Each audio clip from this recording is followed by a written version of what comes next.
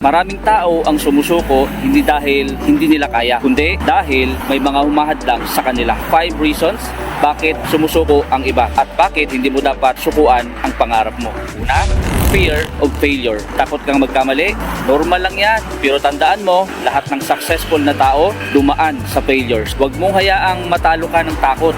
Learn from mistakes and keep going. Pangalawa, lack of immediate results. Walang instant success. Ang lahat ng malalaking bagay dumaan sa proseso. Huwag mainip.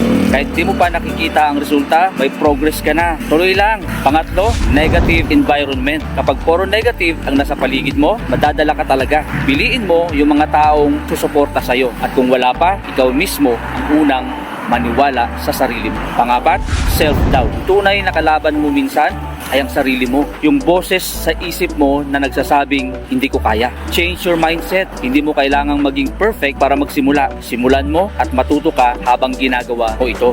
Panglima, comparing yourself to others. Huwag mong ikumpara ang sarili mo sa iba. Iba-iba ang journey natin. Focus sa sarili mong progress. Ang mahalaga, hindi ka humihinto. Malapit ka na. Alam kong kayang-kaya mo yan.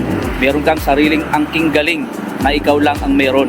You are created by God and you are unique. Naniniwala ako, kung kaya ng iba, kaya mo rin.